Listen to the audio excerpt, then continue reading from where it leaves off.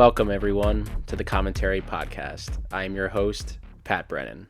Today on the podcast, we are going to be watching The Village. It was released in 2004, and it is written and directed by M. Night Shyamalan. The film stars Joaquin Phoenix, Adrian Brody, Bryce Dallas Howard, William Hurt, Sigourney Weaver, and Brendan Gleeson. The film is about a village whose population lives in fear of creatures inhabiting the woods beyond it, referred to as those we don't speak of. Joining me for this rewatch of The Village is my brother Chris. This is his favorite film of all time. With Trap releasing this week in theaters, I thought what better opportunity than to do an M. Night film on the podcast. So I figured I'd bring him on, and it's his favorite film, so I hope you all love it and enjoy our convo. Now, I'm going to be watching the DVD copy I have of The Village. Unfortunately, it is not available to stream anywhere for free, but you are able to rent it on Apple for $4 and on Amazon for $3.79. I say we get things kicked off. We are going to be pressing play on The Village, and I hope you do as well. In 3, 2, and 1.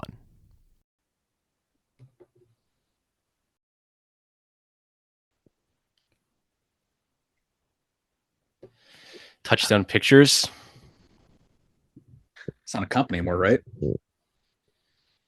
No, it's actually a Disney company, I believe. First couple of M. Night films were that, right? Touchstone. I think so, yeah. I think it stopped with Lady in the Water. I think that was a Warner Brothers. I don't know about Wide Awake, though. That might have been his own thing. Oh, yeah. And Stuart Little when he wrote that movie. Yeah, for those that don't know, M. Night co-wrote Stuart Little. So this is probably my favorite opening credits for that with the beat, but it's almost like 1A, and then 1B would probably be Science. Science is phenomenal. Opening credit sequence. I mean, for the audience, this is your favorite movie of all time. So yes, this is the reason why I pursued the idea of making films. It was also filmed in our area where we grew up. One of our I don't know if you know him, one of our old friends that in high school, it was filmed on his land. So it was really near us, to be honest. So just the idea of having, M. Night filming these films around us kind of pursued the idea for me to make these. And turn it down for a second. Oh, it's fine if it plays. Oh yeah. The best part about this is Roger Deakins did it. Yeah. Roger. Yeah. It's also a stat cast. And it really is. I remember for some reason it just popped into my head. I remember when this movie came out, and then you're like, I'm gonna make movies. And then you made me like dress up in like a all black costume and stand in the woods, and you just called it The Woods. And it was basically just the same exact plot. Yeah, no, literally it was like, I don't know what grade were we in? It was like 2004, right? So it was like 9th grade, 8th grade or something like that. Yeah. And yeah, basically just made like a little mini trailer of The Village. And it's funny because the original title of The Village, I believe, is called The Woods. I think that's the working title what M. Night had. And like you said, he only changed it because there was already a film that was filming at the time called The Woods, which I don't even know if that was even ever released. Yeah, I don't even know. Yeah, this cast is pretty stacked because you have William Hurt, Sigourney Weaver, Brendan Gleeson, and you obviously have Joaquin Phoenix, who's incredible. And then this is like the first big movie for Bryce Dallas Howard. Is what kind of put her on the map in a sense. First movie, yeah. First movie for the middle fans out there, Charlie McDermott, and then Adrian Brody, and then one of the first roles for Jesse Eisenberg. He's actually sitting at this. Yeah, he's like sitting at this table coming up.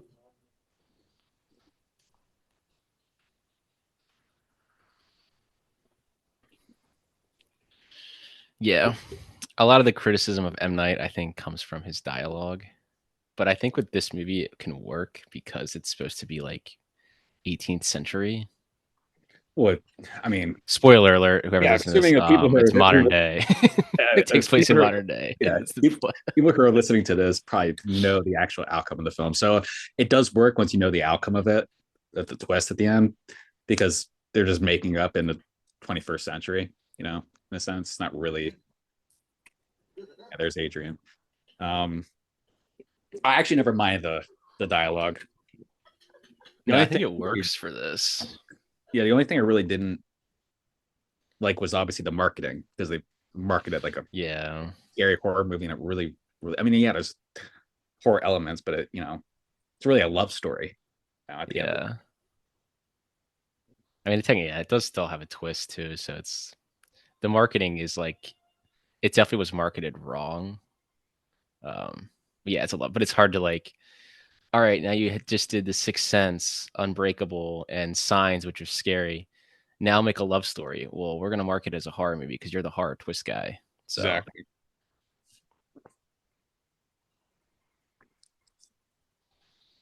I mean, it's interesting the themes he plays with this in this movie. I mean, I what I think is probably the biggest one is the idea of fear, right? mhm. I mean, and Like, use the most how do you keep these basic red people? color. Yeah, well, that and the red color, obviously, and he uses the same. He uses that in the Sixth Sense as well, like Yeah. as a threat in a sense. And yeah, I mean, how do you create fear so no one leaves your made up village? You create the color red. That's terrifying because it attracts those we don't speak of, which are Create supposed to be fear. terrifying creatures. Create fear, and then number two is just be really fucking rich. Well, yeah, Like, that's the other thing. Like they had to have a pot of land, and then like the elders who are the ones that flock to this idea, like the walkers. He had like, I mean, we'll talk about that later, but he had to have like a lot of money, and then it's funny because they don't use money in the actual village, so it's a little ironic, right? yeah.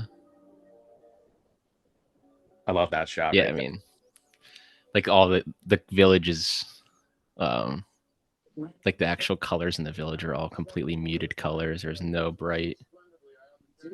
This is the line probably I had the biggest problem with in the movie when William Hurt walks up there.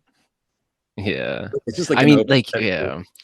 I think it still works though, because it's supposed to be like this, like nobody speaks like this anymore because nobody's like, it's 2024 now. Like we don't speak like it's 18th century.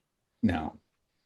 But I mean, I think it still works. Yeah, it's a little ridiculous, but like you're like if I was a kid there, I'd be like, "What'd you just say?" Yeah, yeah.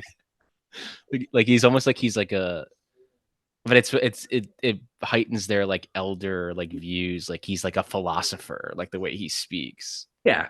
Which is fair. I mean, he was a professor, right? Yeah. Oh, there's Charlie McDermott on the left there. He's the one that's with his head down. Yeah.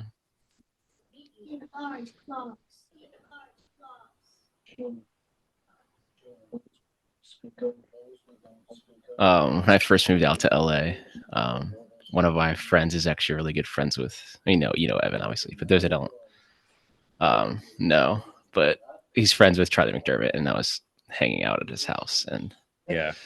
Evan Kevin like asked him, what was it like working with Roger Deakins? And Charlie was like, I don't know, man. I was like 7. Like, I didn't know who the hell that guy was. It's like I still remember famous that. Yeah. I mean, I think this is M. Night's probably best shot movie, honestly. I mean, it's could be biased because I love Roger Deakins. It's definitely one of them. I mean, Unbreakable is pretty well shot too. Yeah. I think I mean, at the time, I think he said in interviews where he said this was his most difficult film to make. I forget what he said about it, but I mean, he's made like 4 other films since then. Trap's coming out right now. I wonder if Trap seems like the most difficult movie to make, in my opinion. If you, yeah, surrounded literally at a concert, I don't know. Yeah, and that was another thing in like with M. Night dialogue for like Trap, like in the trailer when Josh Hartnett just interrupts this worker.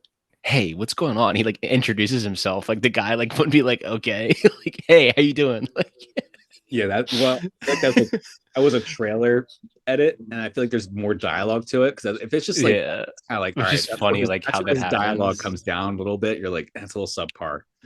Yeah, but I mean, it's like a Aaron Sorkin type of like Yeah, not quick dialogue, but it's like nobody talks like this, like or like a Gilmore Girls, like nobody talks like this. yeah.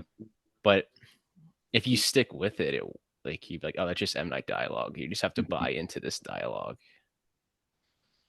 I remember that getting a big laugh in the theater. I mean, When we yeah, saw it. Deakins really kills it with the cinematography. It's just beautiful, and that's.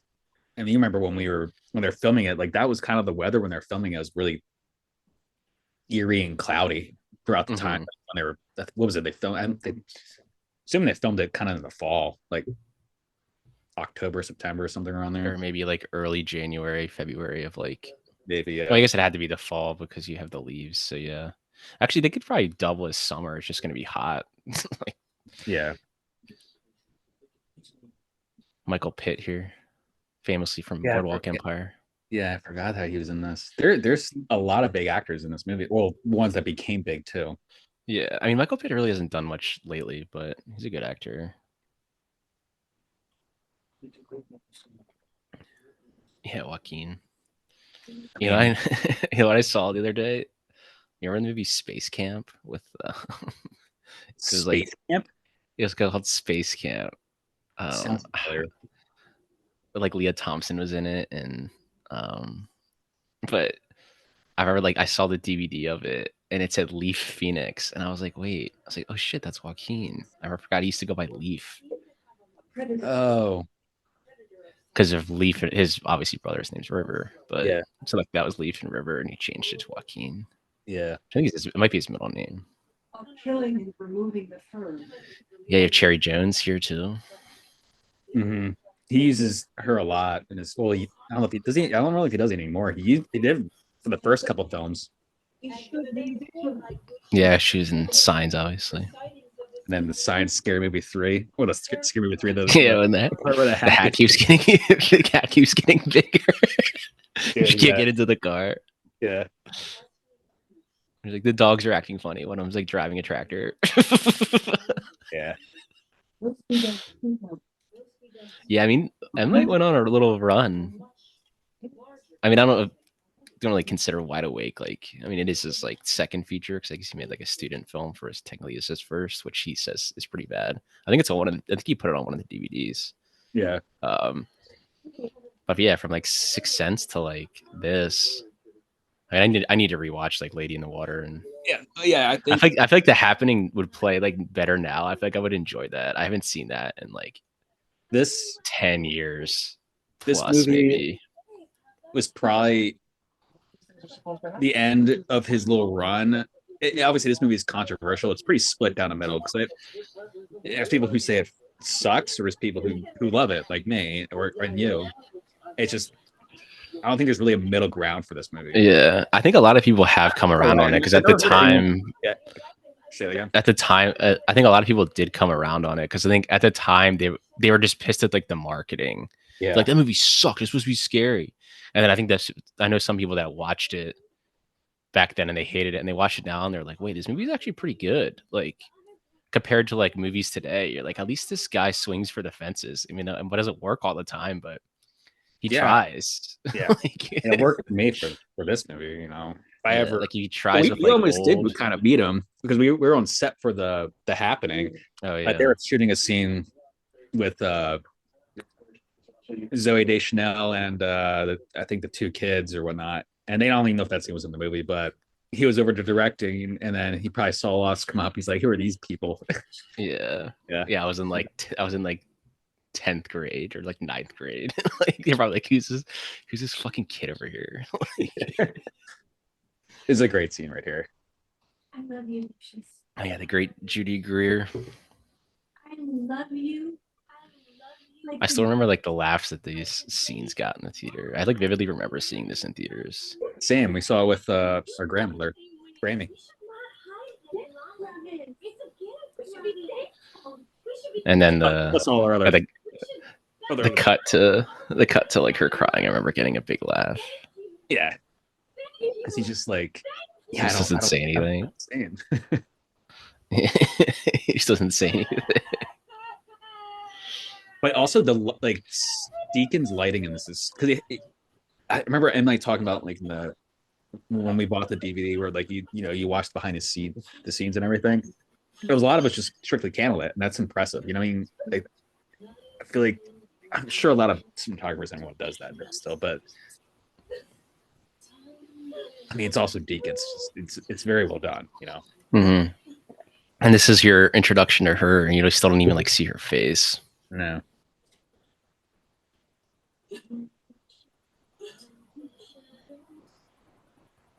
I'll give him this though. I'm like when he hits and misses on his dialogue, I think he hits with his tunes in this, like her little songs that she has.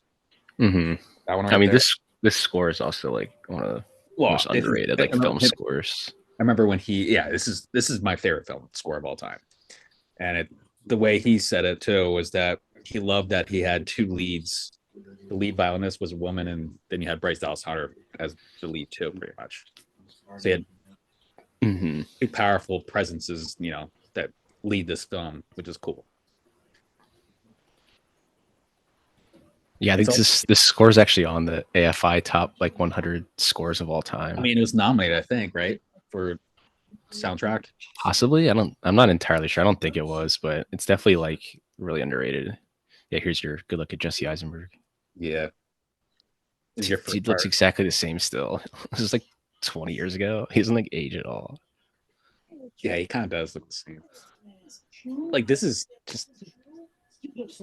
I remember watching it in theater. I was like, because we're all sitting there like, are you? When are you going to see them? Or are you ever going to see them? And then, I mean, we'll get to the part where we always laugh at the trailer. Oh yeah, like that was like that teaser, like TV spot they made.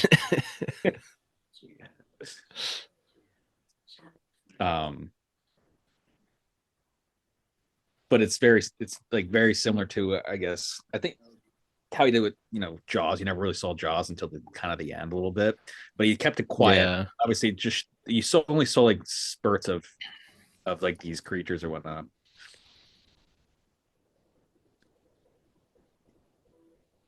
And like this scene right here, like he's basically like telling him because he's drunk, so he's like letting it slip. Like and he looks over, like if you just look in there, you'll figure everything out right now. Yeah. Yeah, intention here is really good. Obviously, because you haven't seen them yet. You've only heard the noises. Mm-hmm. Little noises. Yeah. Like it's cool that they built their entire set there, which is you had to for the film, but they're all real. They're not perfect houses, obviously, but yeah, you just build this structure. That's funny. So I drew this picture right here in art class. the pan shot of in the woods of the house. Yeah, Aaron Eckhart and Hayden Christensen were rumored to play Noah, like they were auditioned for it. Interesting. Brody does a good job. And actually, the original Bryce Dallas Howard, like it was Kristen Dunst. She was already locked, but then she wanted to do Elizabethtown instead, so she dropped out.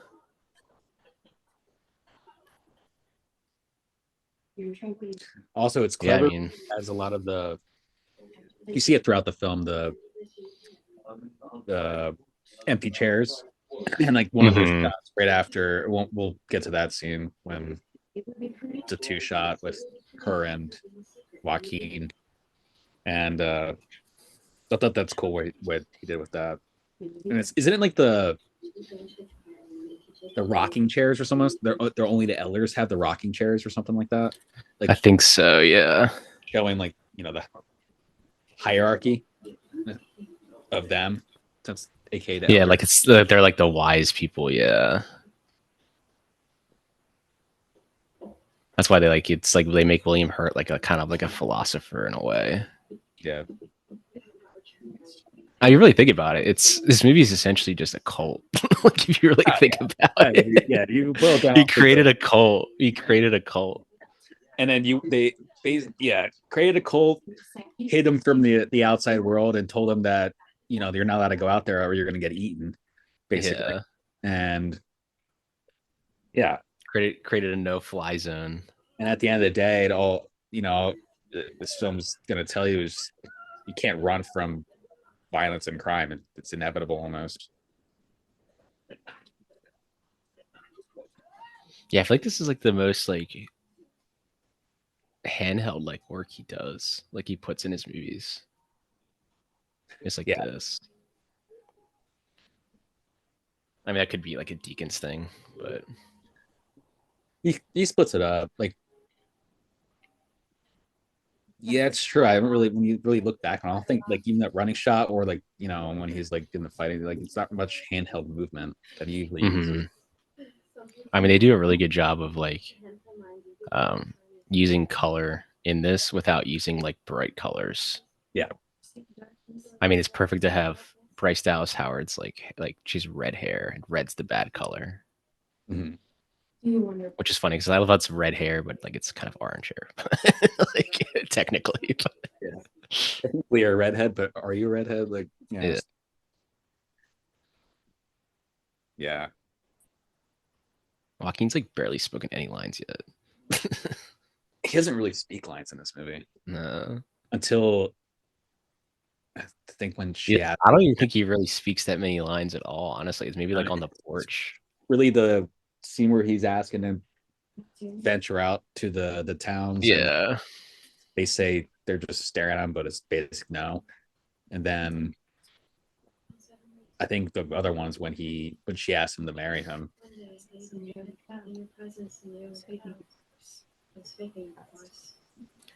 Yeah, it sucks. There's no. The only way to watch this movie, I guess, is if you bought it on digital, or if you have a DVD. There's no other. It was restoration of it. It was streaming on. I think it was on Amazon for a bit. Yeah, Amazon. And it looked like they did kind of restore it a little bit on there, but I think for the film collectors out there, Kino Lorber actually asked Disney if they could license to make a Blu-ray or 4K of this, and Disney declined. That's annoying. Which isn't weird. I don't know why they would decline that, but I don't know. Maybe one day. Yeah, The Village was actually trending like 2 days ago. I saw it trending and it had like 70,000 tweets. I was like, what? Were they talking? This I think a lot. I think it's just a lot of people because obviously Trap's coming out. Yeah, and I'm telling you, a lot of people like have come around on this movie that didn't like it in the beginning. Yeah, it's like it's a slow burner over time. I assume for those people. I love that, like the editing there. I love the editing there. I was gonna say that the editing. I think he mainly editor? Left it. I'm not sure, but he mainly left the edit on Bryce Dallas Howard's character because obviously she's blind. So like the audience, he's like, and you can just hear the dialogue being said in the background. And it's like the audience isn't also like, they can't see what's happening either, which I like that edit there. Like, so you didn't pick this now. Where did you get this? It's all you hear, but you just looking at Bryce Dallas Howard's character. Yeah. Yeah, his main dialogue scenes are really speaking to the others. Yeah, all these transition shots. I love that shot. I love that shot.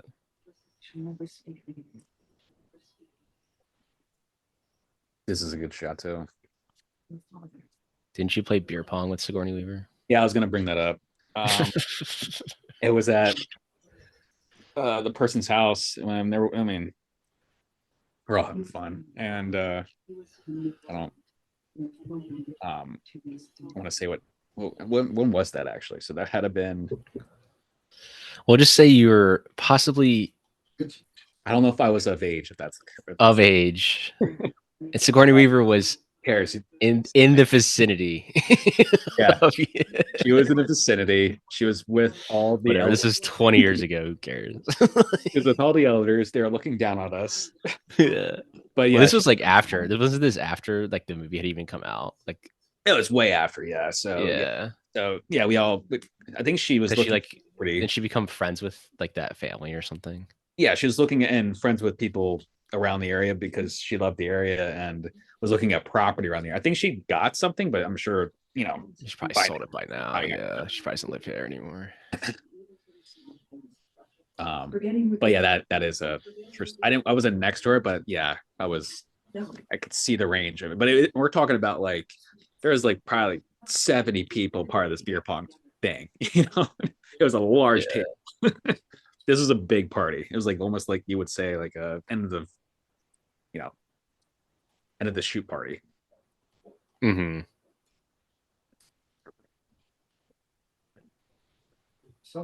Speaking of the Chad's Ford area, this I remember this line getting a big laugh in the theater too. He wanted to model like obviously the look of everything after like Andrew Wyeth paintings. Obviously, he lived in Chad's Ford. Yeah. And I think this house was designed after one of the paintings of Andrew Wyeth that they live in. This house. Yeah. I know he got a lot of inspiration from that. He just loves the old country of Pennsylvania and the Philadelphia area. Yeah, see this rocking chair in it right there? Mm-hmm. Yeah, like they all have rocking chairs in their houses. There's a couple interesting deleted scenes too that tell you a bit more of the background of them. Obviously, you had to cut it, which made more sense because it probably would have given the clue away quicker than people anticipated. So makes sense. But yeah, there's one scene. It was in the trailer. I think it was with Joaquin Phoenix, Brennan Gleeson, and Adrian Brody. I think, and they're up in like Gleason's like attic or something like that. I think they're talking about the creatures or whatnot. But then he makes a line or some sort of dialogue where he talks about like that it may not be real. I forget. I have to go back and watch it, but this is like the main shot of the trailer. Yeah, this was like the teaser trailer, I think. Like him walking into the woods. So I did hear about this. I'm not sure how accurate it is, but where this was filmed, the person told me that they switched up the creature halfway through filming because people started believing that it's not believable. You could see a quick shot of it. It's not wearing like a red cape. It's wearing like this like animal like skin. It's like brownish. Mm-hmm. And it's really quick when they pan over. You'll see it's like kind of different. So I think M. Night or whoever was like, yeah, this isn't working. We had to find something like a little scarier or whatnot. Or it's almost like I think he said that he wanted them to kind of look like lions, like walking like on their back feet. Oh, yeah. And I think during the concept, I think they, like you said, I think they had one of they made one of the costumes. Let's see a quick shot on the bottom left. Yeah, you can kind of see it right there. Yeah. I think that was one of the shots where they kept it in, but this probably was like their first thing they filmed, honestly. Maybe, but or it's interesting to show like maybe there's different versions of creatures. These. Yeah. So you can. I think he said it didn't look it looked too like this just doesn't like it didn't like look scary, but yeah, it looked like laughable if you would see it on the screen actually. Yeah. Probably like just like a weird similar looking to werewolf. How they didn't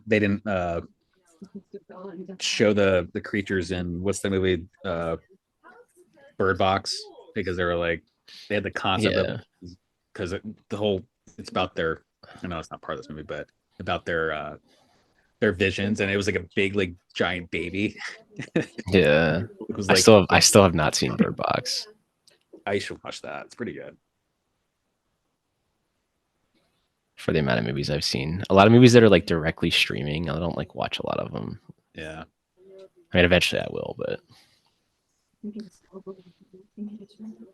yeah, I mean, that's the beauty of like this movie. Like when people watch this, you're like, this is what like old Pennsylvania looks like. This is the area, you know? Yeah, this houses look like that. Yeah. Very colonial.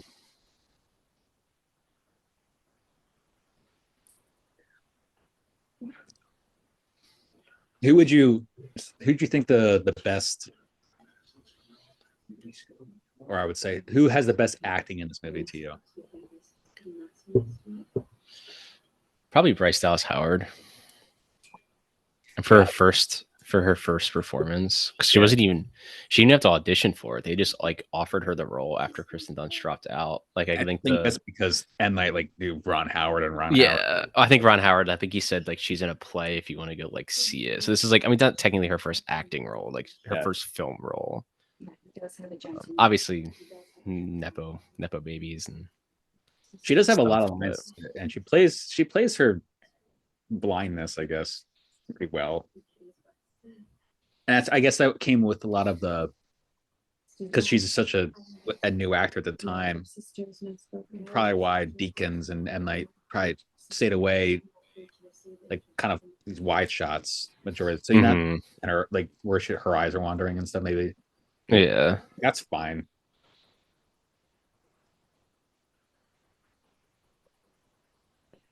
It's interesting because she's like talks a lot and he just like barely speaks. She does. Yeah, and there you go. Joaquin Phoenix was not really interacting with her. He was just, quiet. And this is post Adrian Brody winning the Oscar. Oh yeah, this scene. The scene's great. This is the best scene in the movie.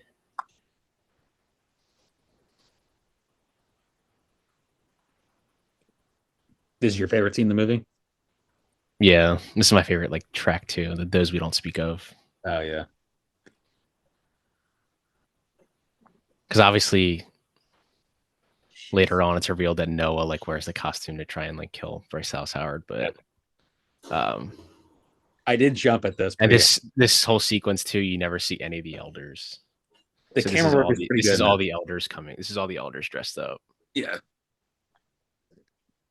The camera work is really good in this. The blocking is pretty good for direction by M. Night, but there's like one dead spot. I think he talks about it too. You'll see in a second.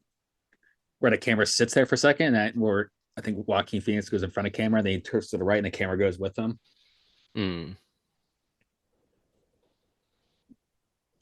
Yeah, this is the scene where you're like, yeah, oh shit, they're coming. Because that was the first time you'd seen the creature, really. Yeah, this is just chaos real quickly, and it's the camera's not moving that much, and it follows right there. He like doesn't like this shot. Is that what you're saying? He's not like a big fan of it. It was kind of a. I might not be that shot, or maybe I just totally viewed it wrong.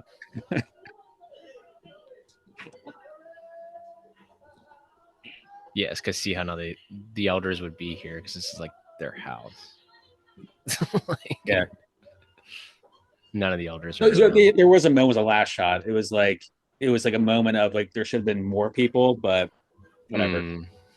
Then this is my favorite part, showing the creatures. That's not my favorite scene. Yeah, this is pretty well done here.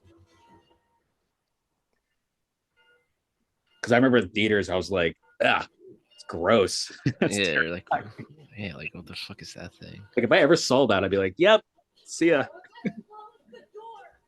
And then even the beats in this with the music and the way the editing.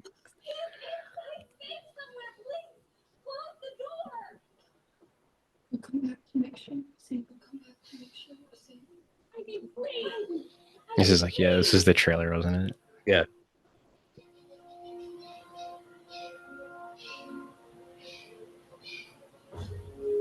I mean, it's a great tense scene. I always like thought about this, like, what is this creature supposed to do if it like actually got to her? Like, is it actually just gonna kill her?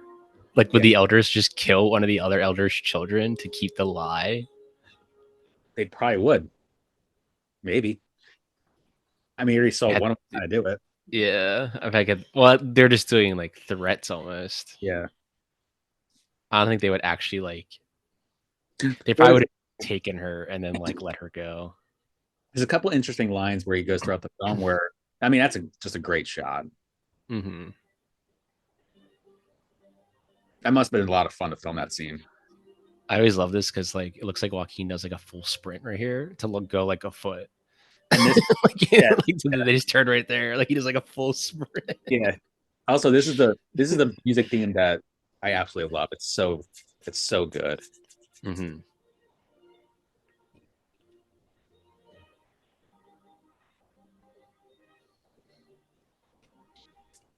Yeah, it's almost like a storm shelter. Yeah, and this is where the whole story flips. Mm-hmm. Then you realize you're watching a love story. Yeah. Because she takes her Yeah, she's her look away from the creatures to realize that he's holding her hand still. Yeah. Like he's protecting her. He's always loved her. Like the line he goes, "You run like a boy." What do you have on Resting Rock? Yeah. Run like a boy. Yeah, I always thought it was like, what would they do if they actually like captured somebody?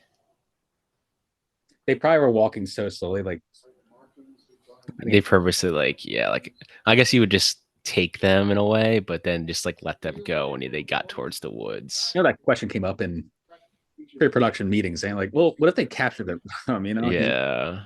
let's make it seem like they're, you know, Well, then if you think about it, it's like, well, once you realize what the twist is, you're like, they weren't ever going to capture anybody or like take anybody. They were just there to scare them. and this scene was Like also like that scene, like he was probably gonna get close, but not actually like grab her. yeah. And it also helps that she's blind, so she can't see them. So Yes. Hence the reason they sent her out. yeah. Why are you sending her out? She's blind, dude. She can't see anything. Oh, okay. Oh, that dialogue, that entire scene, that's the best dialogue in the entire movie. That part. Yeah. Yeah, William Hurt just like yelling. Yeah. It is too painful. I cannot bear it.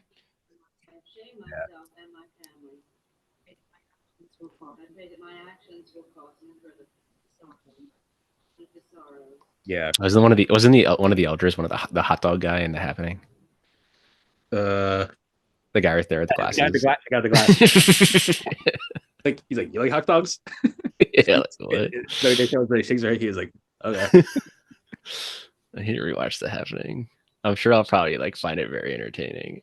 It actually is way more entertaining. I liked that at first, and I saw it like a couple more times after. I was like, "Yeah, this is like not very good." I mean, parts are, but the Wahlberg scene, everyone loves that scene when he talks to a plant. They're like, "Okay." Yeah. Yeah, this is a powerful scene.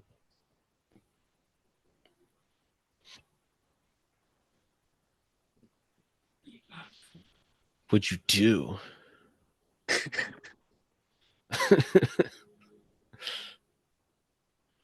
I mean, it's just two great actors. Yeah, he's like, bro, don't worry, it's us. Yeah. Well, that was powerful too, because it's like you're fearful, or the way I should never know, and it's like the whole premise is they're trying to build fear so they never leave, you know, and he's not fearing at all.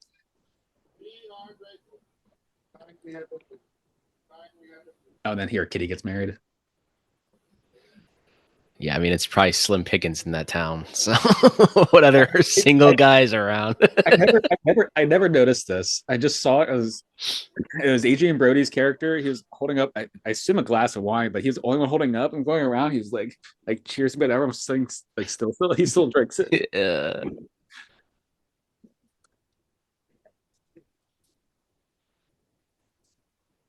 Yeah, I want to ask like M. Night so many questions. I'd be like, all right, so like when they throw this, what elder is the one that has to go and get that? He would just simply say it was one of the elders. Like, yeah, just like, I don't know, whatever, one of the elders. Yeah, it was William Hurt, if you really want to know.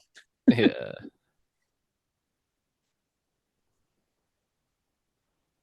I mean, they have to do a really good job too with like the filming, like to not, especially those shots, to not get a airplane flying over. So this had to be. They had to film this in the fall because I noticed most of the trees a lot through are like the leaves are falling off the trees. Yeah, so this could be like a January. Because I think they almost had to stop filming because they had like A there was snowstorm. like 3 feet of snow. Yeah, so you'd had to clear it all out. And that was back when winters were pretty brutal and in the Philly area. Especially like temperature wise too. Like you have to worry about like breath too showing. Yeah. Because if you're trying to make it like a spring look and people are like looking like it's winter. Yeah, I mean, obviously when you watch this again, she's basically just like they're hinting at everything. Mm-hmm.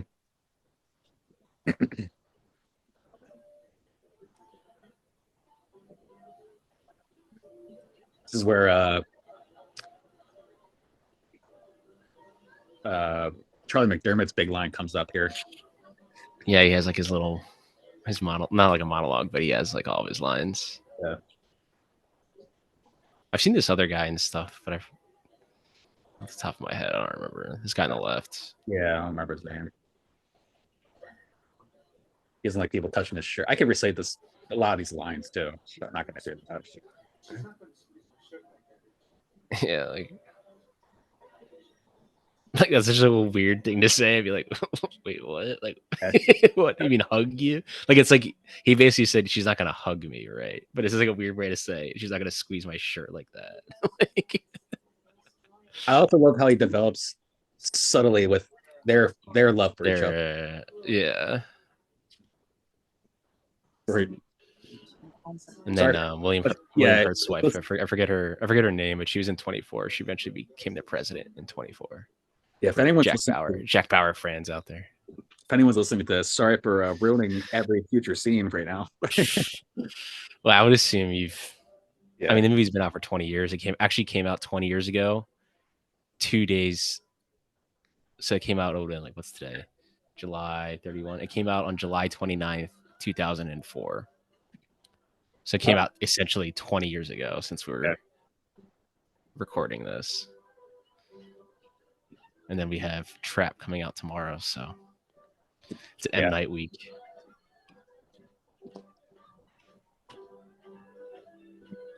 I love how they do this like little scene coming up when she first starts to hear, when he cuts the audio, but then when it cuts back, it's just like the shuffling of feet. Yeah. And it just like chaos, it's not like full on chaos, but it's like panic is beginning. Because you obviously know what's coming. And obviously this whole like setup scene, you're like, clearly something's about to happen here. Like, yeah, this is too happy right now. Yeah, the distant screams right here. Yeah. Yeah, she heard it first.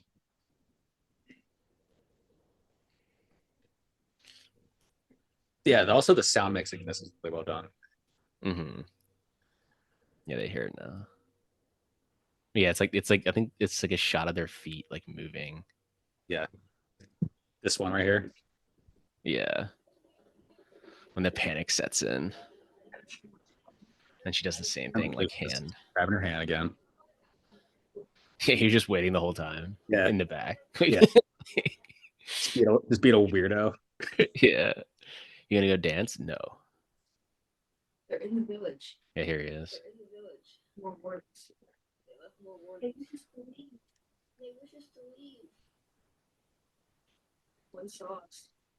One saw us. I don't know. I feel like, I mean, obviously you're like, you'd be nitpicking now. If you're like in this town, you'd be like, someone in that town would have had to have been, I mean, this is clearly such a nitpick of a story. Like, I hate when people do this, but I'm going to do it. Wouldn't someone in that town be like, why is it whenever there's an attack or threat from the creatures, a couple of the elders aren't here? Yeah, I guess the other theory is would it be you do it during these big moments because there's everyone, you think everyone's there. Yeah, that, and also Adrian Brody's character was invisible in that scene either. Yeah, but there's no way Adrian Brody's character is skinning animals. So I love this little shot with all like the lamp. Great. Well, That's a lanterns. great shot.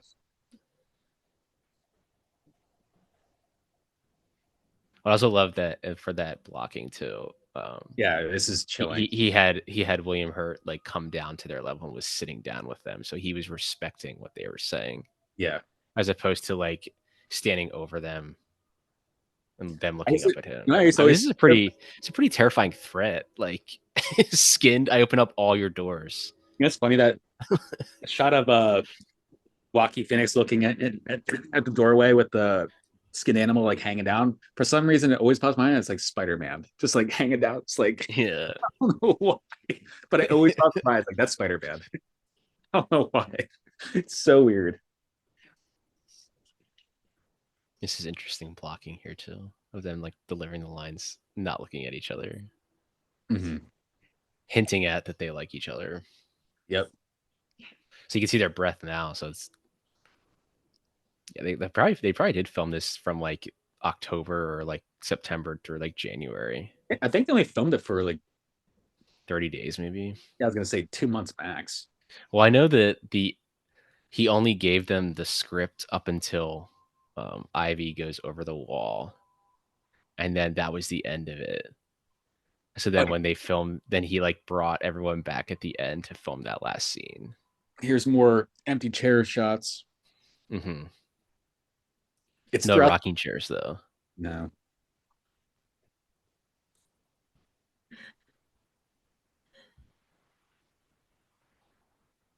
Yeah, this is my favorite scene in the entire movie.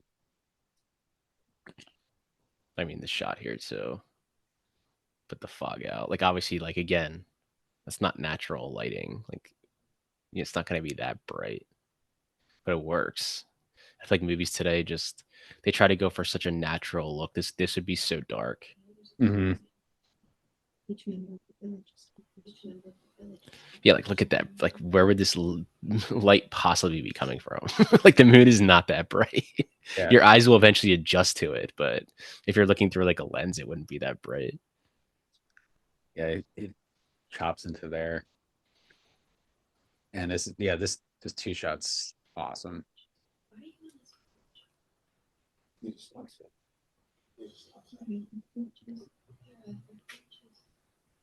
Which is a pretty good job of like never hitting his eye line. This is where I thought she had the best part of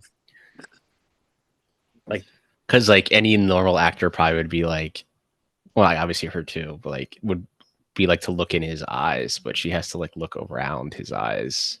Or focus on like his hair, his like his eyebrow or something, or like his forehead. Yeah.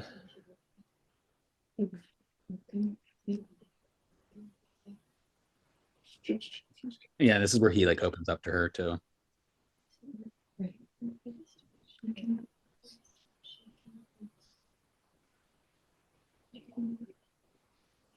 I kind of hope he does a shot like this again. Has he ever done a shot? He probably has, I guess.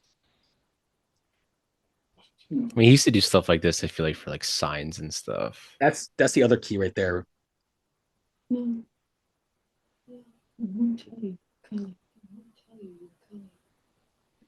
Where she's able to recognize like his presence. I mean, this is a direct quote from M. Night. He said the names of the 2 lead characters, Lucius and Ivy, carry great meaning to their roles. Lucius is a derivative of the Latin word for light, and he is one of the few people who radiates an aura that Ivy can see. Ivy, of course, is a strong plant that grows its own way and tends to climb over walls. Makes sense. This is his like biggest like acting scene, Joaquin. It's the next scene he gets basically stabbed. Which actually, for that scene, the original cut had a stabbing sound for that like initial stab. Mm-hmm. And it was the MPAA was like, it's going to be R if you keep that sound in. It was like a kind of like a so he removed the sound. Yeah, which doesn't make any sense. It's like, Well, still, you still see him get stabbed. Technically, like, what's the difference? Like, Also, it's 2004, so yeah, but I think it actually plays a lot better. Like, because they do like he's such a weird. Obviously, you're jumping ahead to the next scene, but he has such a weird close up it's of actually them. it's actually more natural, if anything. Yeah, like without it, and you just see him just look down. And I remember the gasp in the audience when you saw the knife in there. The best is you see the teardrop off her right side, her cheek. You see her chin drops. Yeah, I love that shot. And then that was all one take too. yeah, and then it pans. Well, it cut halfway through to the two like to the close up. Then here you go, the rocking chair. Mm-hmm.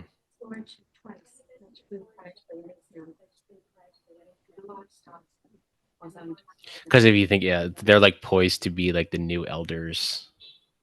Mm.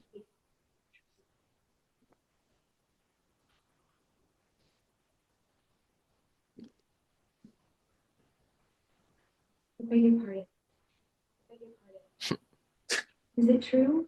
They're like, okay, thank you. She just walks over there to the fire. Yeah. I mean, where are you going? There's only one door out of here. And now you're like, you as the audience, now you're like part of the elders. Yeah. To witness which two people chooses, which two people that chooses to follow us no rules. Follow us no rules. Yeah. Kitty, I know you're already married, but I'm gonna take your man. Can't be jealous. I'm gonna take your man. He did not want you. She like pushes her over. Yeah.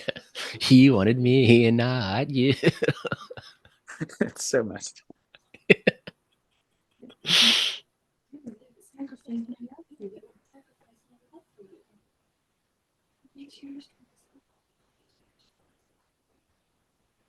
I mean, there's probably only 2 single men in the town. So, or the village. Also, it's cool where so you see how now you look back at it, I'm noticing it. The shot when you first saw the same shot where she was crying, and it was a pullback shot, and this was a push-in shot. Mm-hmm. The exact opposite. Yeah. Here you go. Yep. Also, Brody's acting this is pretty good. I thought. Yeah, I think they said on the set like he would. I mean, I guess he was kind of method. He like during the middle of the night, he would sneak out into the woods and sleep there, and they'd have to go find him in the morning. Yeah, it's a little much. You'd be like, where is he? I think it'd be funny for like the first time. You're like, that's kind of funny. But if he kept doing it, I'd be like, all right, can you like stay? Like, I don't feel like doing this every morning. Yeah, like your call times in 15, you're not here. Yeah, I mean, this is a great like technique. Like you just push in. Like it's such a weird close up. Yeah, because he looks like essentially right down the lens. He does. He breaks the fourth wall. Mm-hmm. They both do.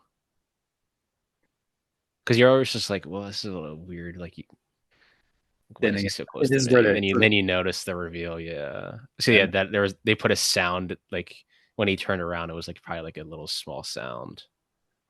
I thought it would be when he stabbed him repeatedly right here. But I remember the audience gasped at that moment. You know, yeah. You kind of knew it was happening, and you're like, well, he's distraught. He's probably gonna hurt him. Yeah. Yeah, this is a kind of a tough scene to watch a little bit. It's a pretty big like. It's almost essentially his psycho moment. You kill, not kill, but was it in Panic? Psycho, she dies, but like you essentially almost kill the main character off halfway through. That's a pretty big reveal. Uh-huh. There's another empty chair. Yeah, it's throughout the entire movie that he uses that. And then this is even weirder too, because they're elders and he's sitting there in the rocking chair. Where he's like, well, it's almost like he's rebelling against the elders. Yeah, like, or he's like rebelling against he killed like he thinks he killed someone who is poised to be an elder. Mm-hmm. But this is like I should be an elder too in a way. Like I can do this too. Yeah. Obviously he's jealous. Yeah. I love this track right here too. It's a good beat drop right there. Mm-hmm. You have the red.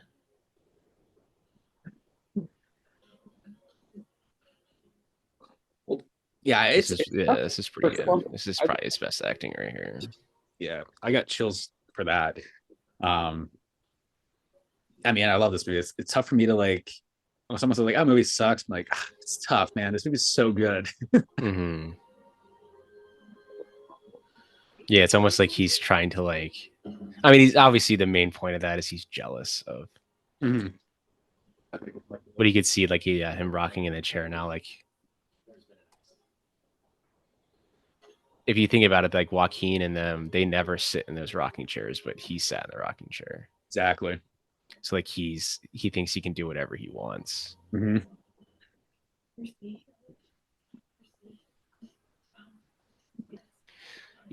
I always thought that her line delivery there was so weird. Like Noah, Percy, like the way she did it, I was like, and then like the more I think about it, I'm like, it must have been freezing cold, and that's why it like took her so hard to like say the line, Which is because yeah, if you look at it that way, yeah, it's a better delivered line. But if you look at it and don't think about that, yeah, it's kind of like why she like pause right there. It's kind of weird. she pauses, but I like the more I watch it, I'm like, it must have been like freezing, and like it's hard to breathe when it's freezing and like speak. Mm-hmm. So like, and to like essentially you kind of have to you can't mumble when you're acting, so you gotta have to say the line. Yeah. And obviously now as the audience you're like, oh, she knows what's going on. This is the shot in Scary Movie 3. Oh yeah. I need to rewatch because they make fun of Science and the Village, right? Yeah. Or maybe 4 is when they make fun of the Village. I don't remember.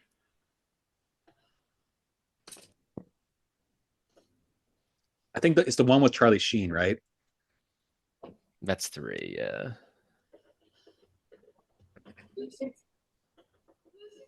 Yeah, I because love like the brother in it is the brother in it. It's like he's like Eminem from 8 Mile. Yeah.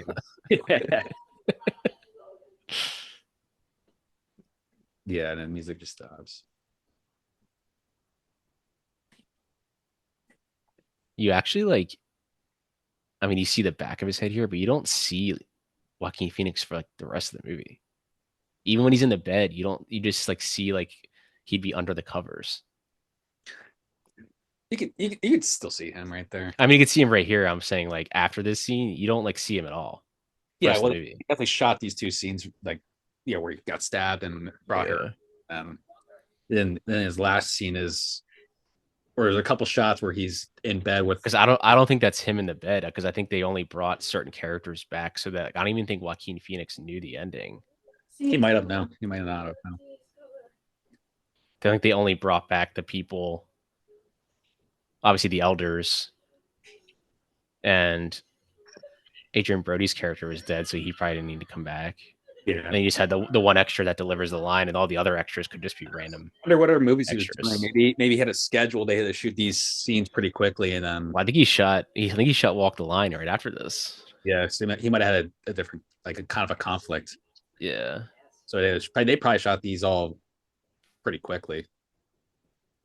Yeah, this is probably like a 30 to 60 day shoot, maybe top 60 days. Like it's probably easier too that you're not traveling around the world or country. Yeah. Well, you have your entire set here. You don't need to like go anywhere. It's all right here. Yeah. They only filmed here and then I think Middletown. Yeah. Delaware.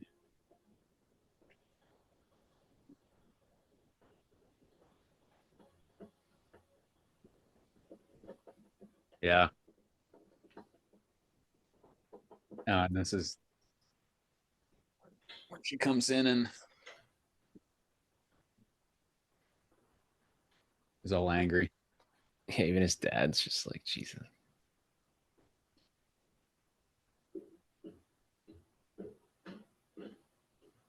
And yeah. I love how she like winds up to like looks for his face. Like there it is, there. And now he's distraught, you know. Yeah. I lost everything almost. Not even almost. I did lose everything.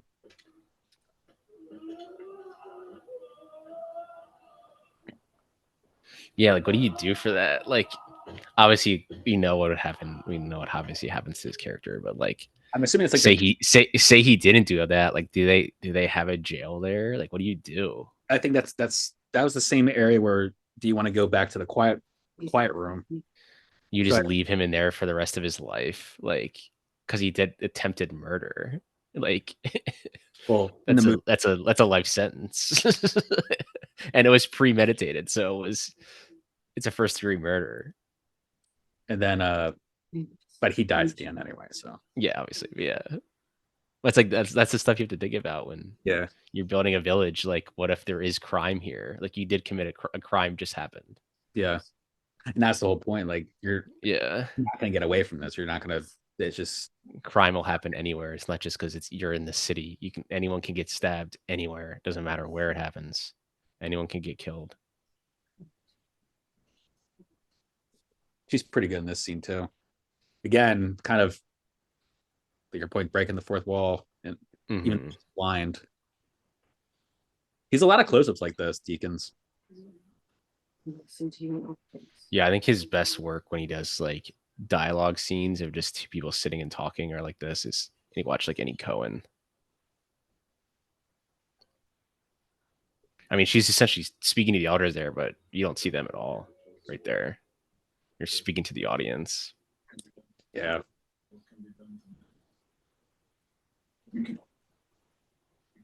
He just wants to go make hot dogs. Yeah.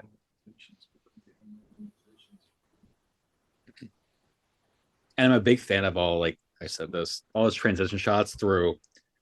They're all within the woods, showing the village. It's like just a pan and everything, almost like they're watching them, like what's going on. Mm-hmm. Yeah. Well, because obviously it's this point you still don't know who you still don't know, so it's like they could be watching. Yeah. I don't know her name. I think you said maybe her name, the woman right here in the middle, his wife. Mm-hmm. She's pretty good in this movie too. Yeah, she was the president in she became the president in 24, the Jack Bauer show. That's what it is, yeah. And she was I think she was in House of Cards too. Mm. The show that Netflix buries now. And rightfully so. It would make the most lead sense. actor is controversial. So. Yeah. I was saying she's in House of Cards too, but it's kind of hard to promote House of Cards when Kevin Spacey's your lead. Yeah. It makes the most sense for him to go to the wood to the towns, William Hurt. Mm-hmm. But then, like, it makes sense. You're you can't show that you're able to go it, no one else can. So, yeah, because it's like any of them could go. Like, they've all lived in the towns. And it's funny. All you have to do is say, "Here's your loophole." You could say, like, "Well, William Hurt's character got sick and he's in bed. He's at the floor. Yeah, 5 days. He just like you're not allowed to be around him, and then he just ventures off for basically a day and a half wherever he needs to go, grabs medicine, comes back." But it's more about like this is a story arc for her, and obviously it's like you send her, she can't see anything, so she's not going to come back. And yeah, it would make more sense if you just like, why don't I just go? Yeah, just don't come attack me in the woods. Like, or obviously then it's revealed that it's Adrian Brody. But yeah, William Hurt, the second half of the movie, man, he's swinging for the fences. He's good. He's delivering these lines pretty damn good. Hey, here's another handout shot that he does, which I really love. Yeah. Oh, this is definitely freezing. Her ears are so red. Yeah, it's definitely fucking freezing outside. Yeah, and probably at like 5:30 p.m. too, or like 4 p.m. The tense or anxiety that she's kind of feeling in it a little bit. Mm-hmm. Where are you taking me? And it's crazy when you see you ever go to this area, people who are listening, it's literally like this, and it's in the old country. It's so cool. And it'll get cold. And the woods look like this. Her ears are red. That's why I think this was like January. You should tweet at M Night and be like, hey, just quick update. When did you shoot? What was your shooting schedule for the Village? Yeah, he just responds back. He just says December to January 2024 2004. That's all he says. I mean, I could probably look it up. I'm sure they probably have a shooting schedule like out by now. Like you could probably find that information. 20 years ago, I'm sure people will tell you.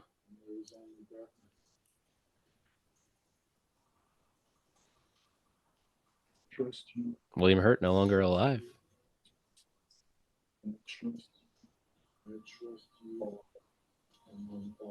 Very good.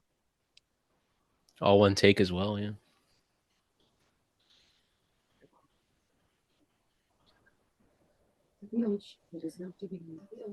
Yeah. It's not revealed here yet, but if you think about it, like I remember seeing this in theater and I didn't understand what the scene was. I mean, I thought they because he says they captured one, but then you really think about it, you're like, if you captured one of those things and killed it, wouldn't it decompose in there? You'd be like, oh, this is a costume. Yeah, but he said they do mention the smell. Yeah, that's another shot with the bell. I did that artwork as well. I wonder if they used all those for just like test shots to like show the studio. It's gonna look like this vibe because they don't really use a lot of those early morning shots for like dialogue. Mm-mm.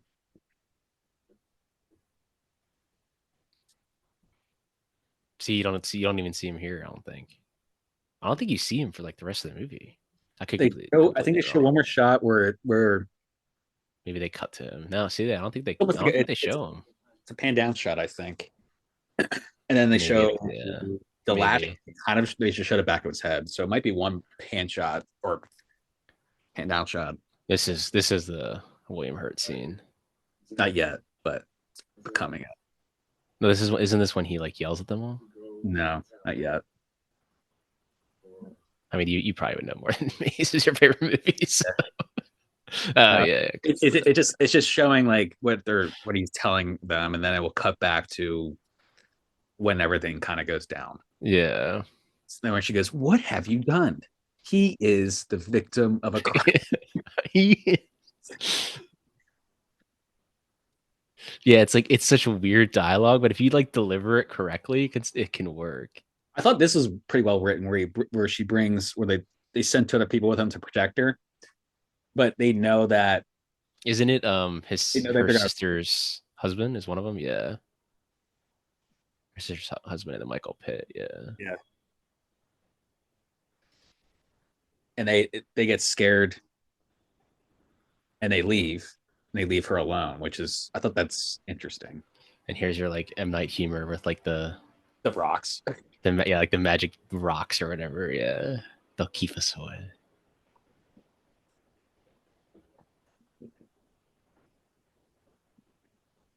I love how you like block their faces for this because you realize like it's about her.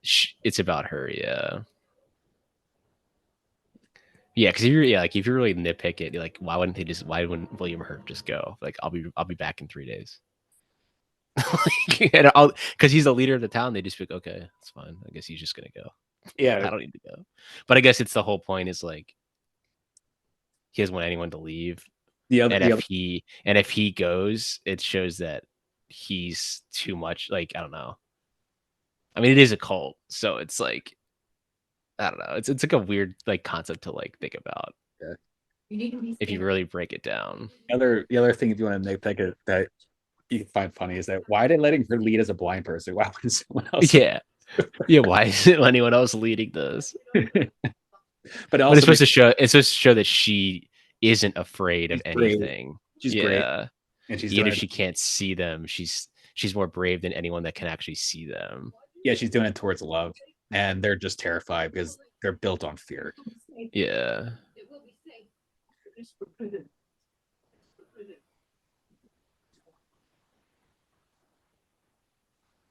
Yeah, he just pieces out real quick.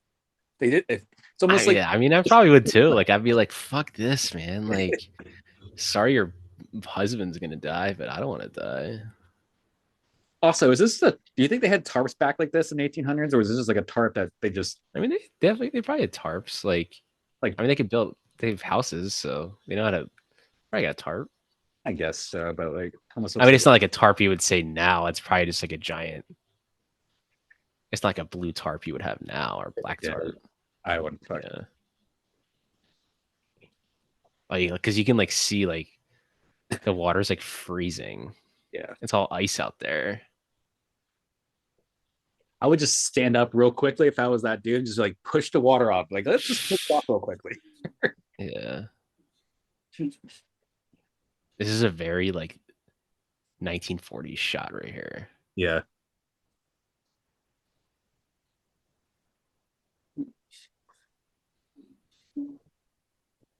But yeah, it's like, I mean, it would have been funny. It's funny. I bet you if this movie came out today, they'd be like, wow, this movie's so woke. Oh, the guy, like, it's women leading. It's like, shut the fuck up, people. Like, like, fucking hell, man. You know what also been like interesting if he did this? I'm like, if this character was killed off, Michael Pitt's character, like when he's going back and he found out that. That's what I'm saying. Like, I don't think they would ever actually kill anybody, but it's obviously Noah is the one that like does kill. Yeah, they would never actually kill anybody. It's just to scare them to stay, make them stay. That's what I'm saying. Like if Noah's stalking him, then like if he's going back, then he could be killed. Yeah.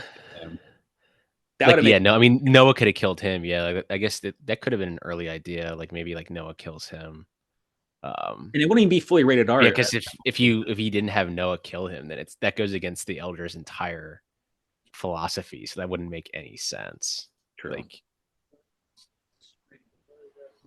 and here it's all revealed right now. Yeah.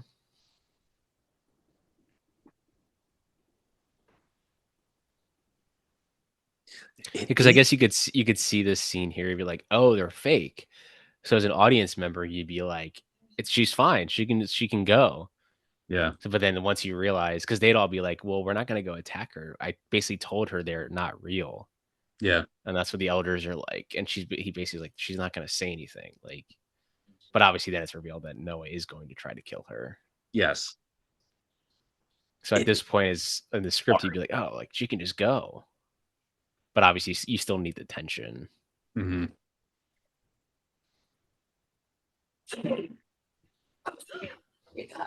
You're like a second ahead of me. I heard her gasp before.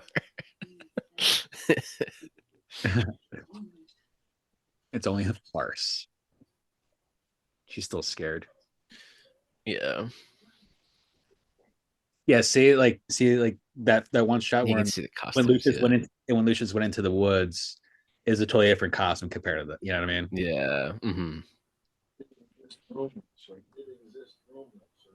And then the scene that's coming up when he explodes and all the. But it's like but like this, but it makes sense because like if you like really think about it, her and Lucius are the people that are going to be the elders. You're going to have to keep up the lie. Yeah. So I'm going to eventually have to. You're like that's what that whole scene is like. Eventually, you're going to have to tell these people. You have to pick. We're all going to die eventually. Yeah. Some people have to continue this life. Like. Yeah. You have to. It's probably would be Judy Greer's character and her husband. Like, eventually, you have to. If you want to keep this society, then, I mean, essentially, I guess it is a cult, but it's more of like a utopia kind of cult. Yeah, like it's not like it's not like a Jonestown. Like we're trying to create a life that of no crime, but again, a life of no crime, but crime still gets in. It doesn't exist. There's no such thing. Yeah, there's always. Like Noah is considered a bad person, but there's always a conflict of evil. Yeah, you can't hide from essentially violence.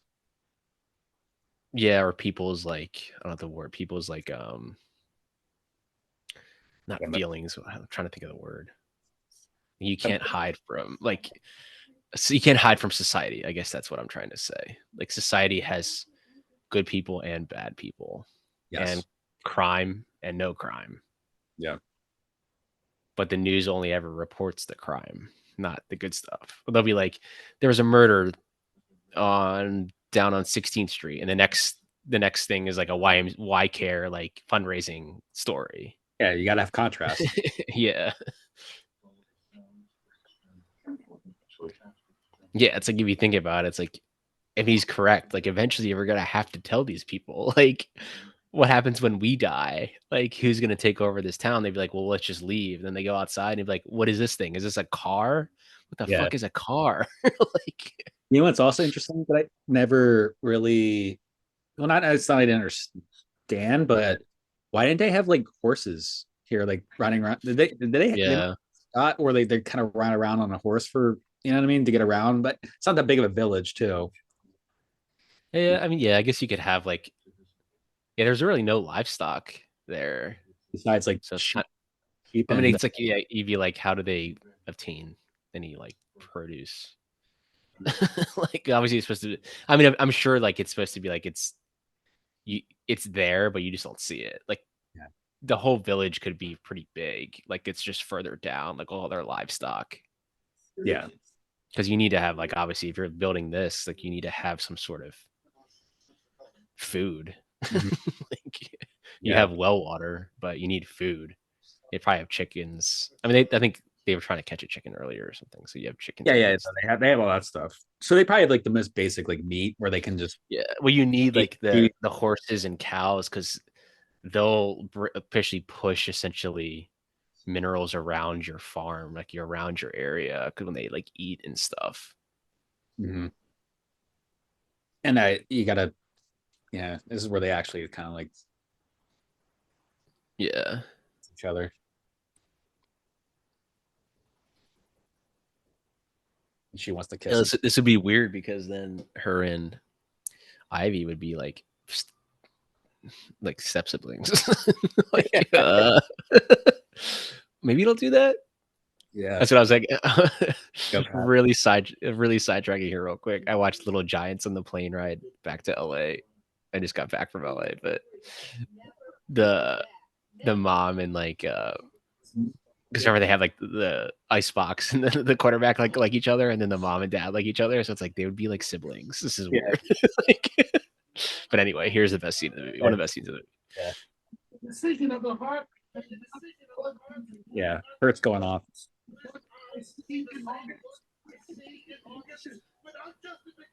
It is too painful. I cannot bear it. Everything we've made. Who do you think will continue this life? Yeah, exactly. Yeah. Or this place. Plan to live forever. We plan to live forever. But then Gleason, like, yeah, it's like Gleason, like his character. I don't even remember his name. Is that August? I think it's his name. August, yeah. He Like recognizes. he agrees. Like eventually, yeah, you have to. Well, you remember was it his son, or it was his son that died in the very beginning?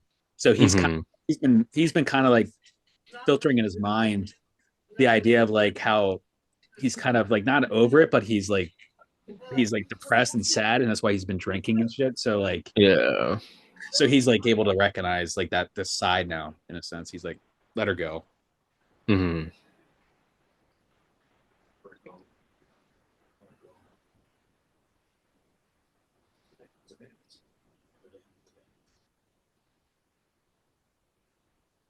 I mean, it wouldn't. I guess it. Yeah. I guess it'd only be like they're like you're risking Ivy telling the town because it's like it wouldn't end because it's like you've already paid off everybody that lives around the area. So like, why would that end? Like, yeah, that line right there where he says heartache's a part of life. We know that now. Like, yeah. I mean, think about it, he starts the movie with a death yeah. in their perfect utopia. Again, they can't escape death. No. Who's this other elder on the right? Never seen this guy before. With the mustache. That's They're like, who are you? He's just like, forget. I don't know. He's like, I don't know. Saw a crowd. He just walks up. Forget whose parent he is of. I think it's known in the beginning, I think, but he doesn't like talk that much. Or he He's just extra. Wait, they don't want to pay him. He's probably got $100 flat the guy rate. That's one I could say like that guy was the only. That's the only shot I could see him in the entire movie. Yeah.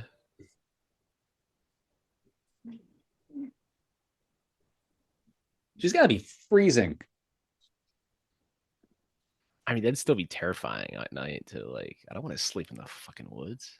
Yeah, that is terrifying. Scary out there. And this woods can get pretty thick. Yeah, they're deep in it. That's the whole point. Half a day's journey. That's a long time to walk through the woods. There's your last credit shot right there.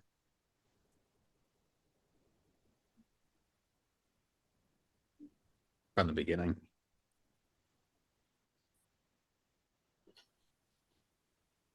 This is when she falls. Trap. Yeah. I remember, yeah, that scared me in theaters pretty good. It's like, yep.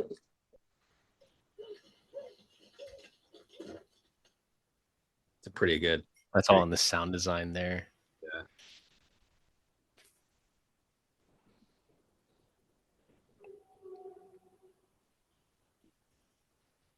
Yeah. Pretty deep hole. It's a really deep hole.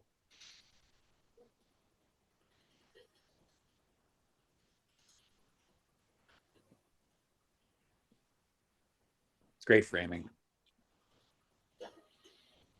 And then the one shot where well, I'll wait till that comes up. Because this is when isn't this when the creature comes right now? This is when he comes. When she gets up and she's like trying to get the mud off. We used to laugh at the trailer coming up. But she it's almost like feeling like where she's located, so she remembers where to go. Mm-hmm. She's coming up here with this little huge chunk of tree. Oh yeah, because then you have this shot of her like around all the red berries or whatever.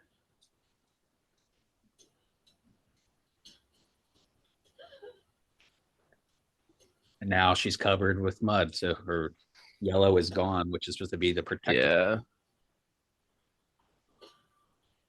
What if you like get to the audience though? Like you would know that it's not real though, so it's like she should be fine. But she doesn't obviously. But her character doesn't know that. That's why it's like she thinks it's. I mean, she does know that, but she thinks it's still real. Like he probably told her that no one's gonna come after you, and if someone's coming, why is someone coming after you? Yeah, right there. He said there is rumors that there is creatures. Yeah. So he's still scaring her a little bit. Mm-hmm. Almost leaving it a little bit open ended for her. Well, yeah, it's like the myth. You just because I'm sure there were like.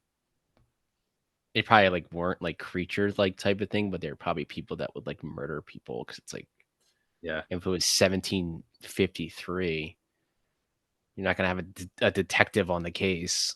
Like, no one's gonna find that body if it's murdered in the woods forever. No, it's impossible. Yeah, here you go.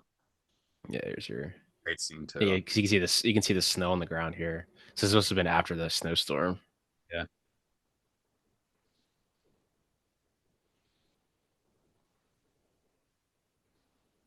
And you can't tell how deep they're in the woods. This could have been way deep where, snow fell. Yeah. It's funny. I just looked around her. It's like I could see around her, looking at the TVs and see the. Yeah. I said it's an interesting like close up behind. It's kind of awkward. He has a lot of close ups.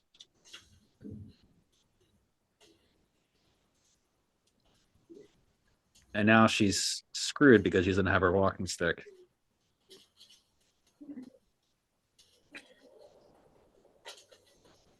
And honestly, this probably didn't take very long to do. Like you probably stood around the same like vicinity of these woods. Yeah, right 50-yard radius. I didn't like go just keep running back in the same area. Yeah, it all looks the same. Someone probably who analyzed the movie like every frame, probably like, same shot, same area, I saw the same tree.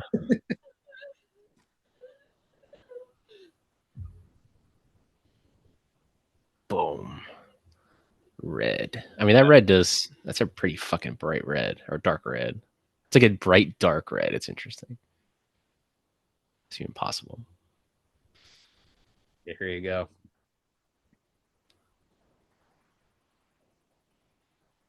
Did they use this in the trailer? Not this shot. They use that shot when it's about to turn, and then it cuts. Mm-hmm. This is another frame I try to draw in high school. There's like 3 different frames I did. This is the one I was a little intense because she goes around and then you hear the deep grunt. Yeah. Right? And this part was pretty creepy in theaters. I remember this. I mean, he gets over there fucking fast. Yeah. There's that shot right there. But yeah, I guess it's like you're saying that, like he said that there were rumors that there are creatures here. So it's like maybe like for the audience, like maybe there is actually a creature out there. It's still gonna be scary as shit because again, she can't see anything. Yeah.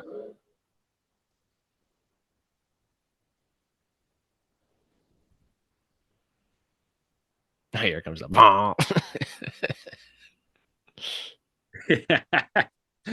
Yeah. He just sprints right after her, and you can see like there's a cut right here when he hits her. Yeah, right there. Right there, yeah. So for the audience, there's like a weird TV spot that like came out. Yeah. It was like the way they edited it. If she was like, "Don't let them in," and it just went like black, and it just went like the creature went like smacked her. It's kind of like an inside joke between us. Yeah. It's pretty funny.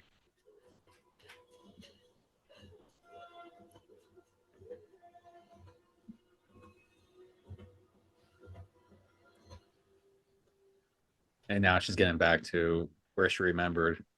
And this is a little bit of a plot hole because like she's blind and she's running around. Like there's probably no way she comes back to the same exact spot without a walking stick or anything, you know. But works for I the guess in story. like a panicked mood, you're just gonna run around, but now you remember where just like, oh, Yeah. I remember this. I mean, this is very like you can see this is very Hollywoody, but it is a movie, so.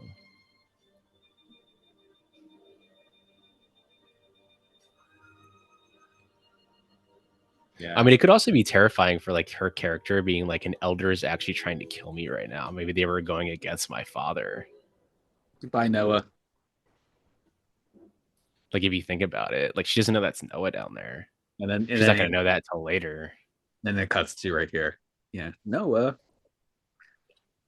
And that's when you know, because like as an audience member, you could be like, oh, maybe an elder actually disagreed and was gonna go actually kill her. And then you realize, like, oh, it's Noah. I'm like, yeah, that makes sense. And he found one of the suits that. Then he went out that way. Oh, then that's where he says the animals. So they think that he's the one that killed all the animals, skinned them all. Yeah.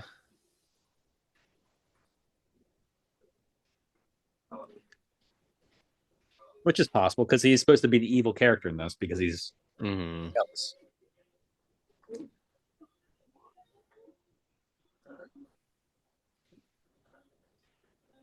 Or maybe he just already had a motive and it made it worse when he found out that he couldn't be with Ivy. Yeah, or maybe he was also he knew about the creatures, like he was also one of them for them. Well, yeah, it's supposed to be known that. Remember, he would go venture into the woods. Yeah, kind of knew everything already. And then like, yeah, you're right. He's probably skinning the animals, and they're probably like, all right, you need to tell your son to chill.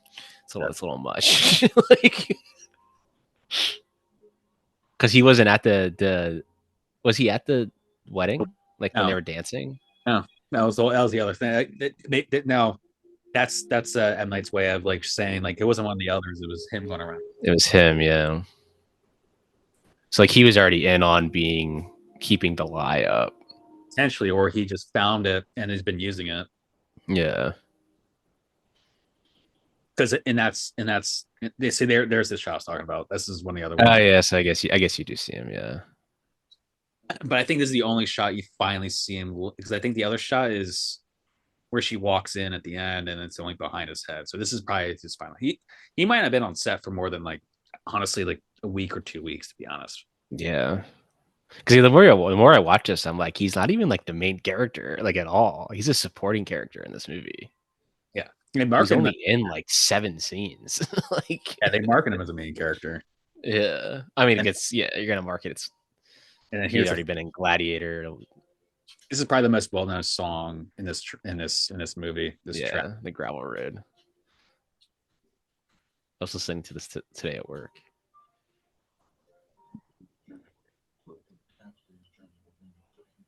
Also, since I love nitpicking my favorite movie, which way does he know where to go? Yeah, it's true. How does she know where to go? But again, you got to play into the movie and the story. Like, Yeah. I mean, any movie you can any movie you can nitpick, but you could say like there could be like some sort of like I want to call it like some sort of object to recognize like which way to go, like an arrow or but like how's she gonna find that exact spot of that? yeah. Yeah, I mean, she could be up further, like a mile up, for all you know. Hmm.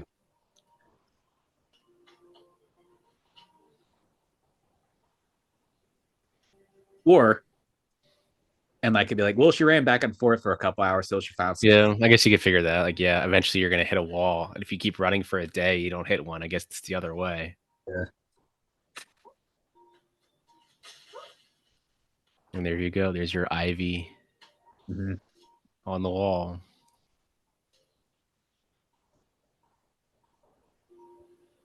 Yeah, obviously, your first time watching this, you'd be like, I guess we're about to find out what's outside.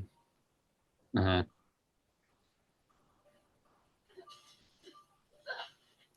Probably so many spiders in there too. Yeah. Snakes, probably.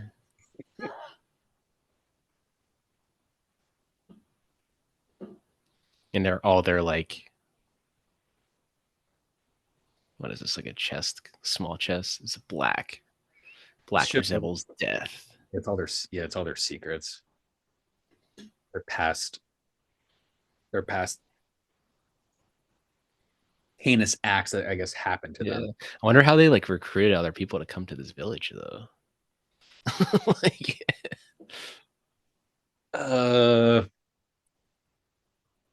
yeah, it's a good loophole to question. I mean, it's again another like nitpick. It's like because they probably weren't that much younger when I guess probably they'd been there for like 20 years, probably 25 It shows years. a picture of them. They're pretty young when they actually started. Yeah. So billionaire, right? Billionaire Walker. So yeah, he's a billionaire, literally. Yeah. Oh yeah, this. So this is when you're like, oh, it's not real. Yeah. I mean, essentially, it's a utopia. It's a failed utopia in a way. Yeah, see, they're all yeah.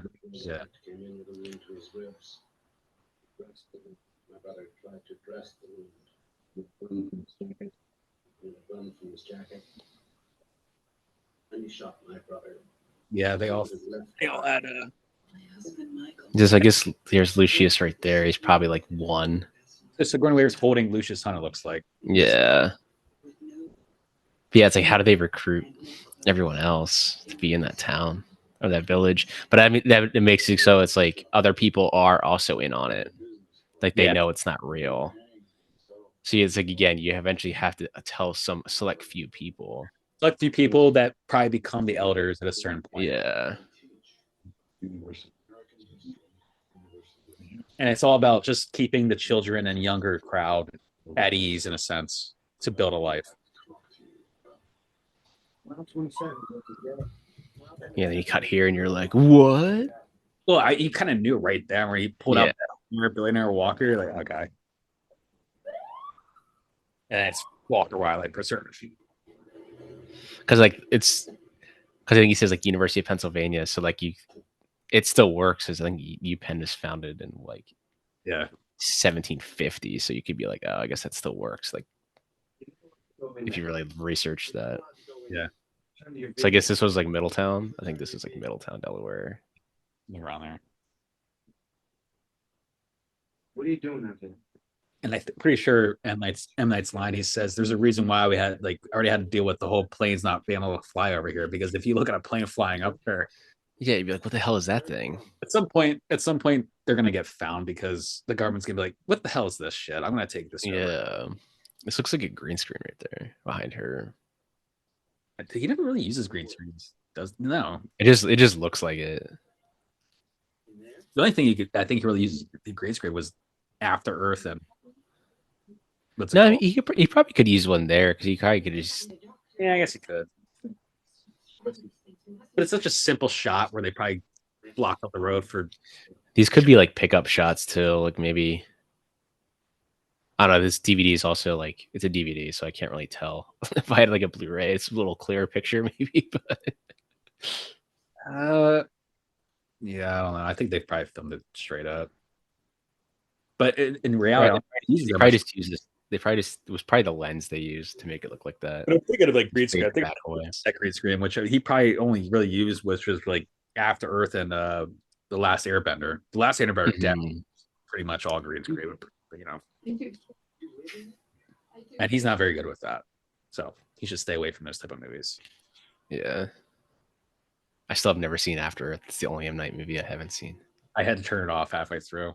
I've seen it all, but I haven't seen it all the way through. I mean, I guess I probably have to rewatch Wide Awake. I think I watched that as a kid. I don't even remember anything on that movie. I just remember the. It's just really religious. Rosie O'Donnell's in it, and the kid from Jack Frost. Yeah. The J shot, just a toe drag. Yeah. You have guard checks every 10 miles. You have guard checks every 10 miles around the freaking what's his name as Jack Frost? Michael Keaton. Yeah.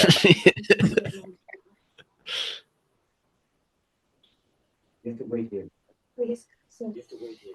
Please, sir. This is payment. Take this as payment. Yeah, I love this movie. It's so good. Yeah, it's like take this as payment, but it's like it's all her stuff technically. Like all the medicine would be hers because it's his property. He's just baffled. He's like, you're like what? Like because obviously it's also probably per their like rules. You're not supposed to know what's in there. Yeah, you probably just think it's like a nature preserve or something, and maybe they have animals roaming around. It says wildlife preserve. Yeah, here's your M Night sneak in. And like the newspaper, it's like, all right, I'm Night. Like it's so like murder. I've never seen like he's basically just saying like there's so much murder outside the world. Yeah, murder. Like there's 3 murder like articles on that. And then there's your shot of like overhead. I mean, at the end of the day, a lot of his land very surrounded about murder and like death. Yeah. So, I mean, his movie coming out right now is literally called Trap. Yeah. Serial killer. Yeah. Sixth Sense sees dead people. Signs, alien invasion. Unbreakable murder. Yeah. Here.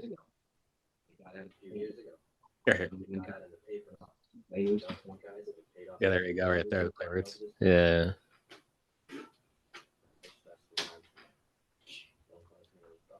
Yeah, I feel like Honestly, I wouldn't be surprised if like a plane probably would mistakenly fly over that area.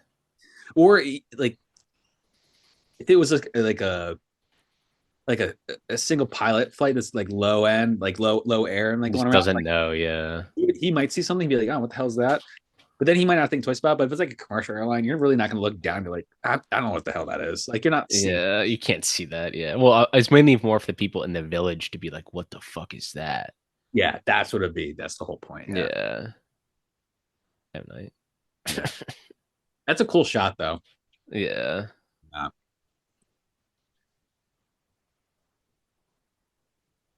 They probably had a mark on the ground there, so you can know where to stop it. Yeah. Jake, where's the maintenance ladder? Jake, where's the maintenance ladder? It's a sign. It's in the back. It's in the back. Yeah, I think you're like. I'm 1 second. I'm like 1 second behind you. I like a second and a half. It's like half a second. Yeah. Yeah, and then here's the. I do love this ending because See, like that shot where mimics the shot where in the beginning where it's the one of the creatures walking through with that reflection. Mm-hmm. She's coming back, almost like she owns the woods now. She conquered it. I like it. I like how you don't like see that security guy like help her. Like it's you just see the after she's already back in, and you just see him sitting there, He's just baffled, just like in baffled, like almost like he wants to explore. I wonder if he should make the village too. yeah, yeah. So like yeah, you look at his the tags on the car. It said 0204. So that car would have needed service in February of 2004. So this was filmed before then. It could be January. Could be. Yeah. Yeah, I guess he had Jesse Eisenberg. Yeah, so you don't see him here. That's why. I don't think he came back for this scene. No. Because you can have any guy just sitting there, any white dude just lay in the bed. I do love this scene though. That could be like literally a crew member just sitting in the bed there. Like, just have you sit in it. That'd be a fun fact for yourself. Say that again. Like I'm sure probably Joaquin wasn't present for this, so you can just have like anyone that was probably just like a crew member. They said you can lay in the bed. Oh yeah, and that'd be like a fun fact for yourself if you're like the first AD. Like that's me in the bed right there. Yeah. Sigourney Weaver was by my bedside. This is good like staging for them, blocking. Uh-huh. They don't really move. They don't really move at all. You have the village in the background, kind of in like chaos. Yeah, you have like and then she like after this speech, the person that's probably going to be leading this town enters through to the elders, basically like she's going to be the new elders. Yeah. Unfortunately, these two. Fortunately, she's blind, so it's gonna be tough. Yeah. That's why he's basically just these two need to become the leaders. And then they all stand up. Hot dog dude steps forward. Yeah. Harry Jones stands up. Then the two. I mean, I guess you could also tell the town, like tell the village, we did this for you. If you want to keep this society, you all know the secret. We don't need to have the creatures in the woods anymore. We can still just live like this. Yeah, but then like, what is outside them? Yeah, then people want to be outside. Yeah. Yeah. There you go. Yeah, it's not going to show him. So that was that final shot of him. Yeah, so you could have anyone in this bed here. Yeah. Then it goes one. A backlicious.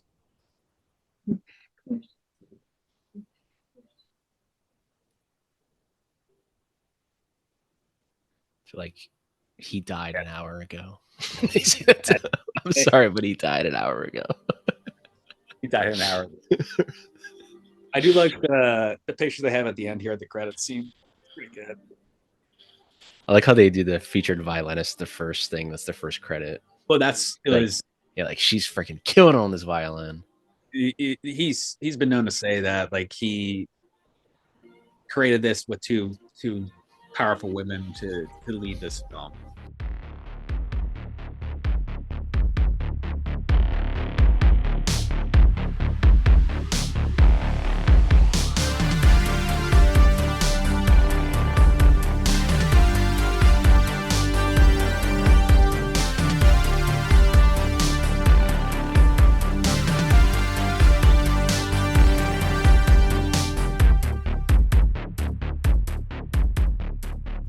This podcast is hosted and edited by Pat Brennan. That's me, with intro and closing music by Patrick Baxter.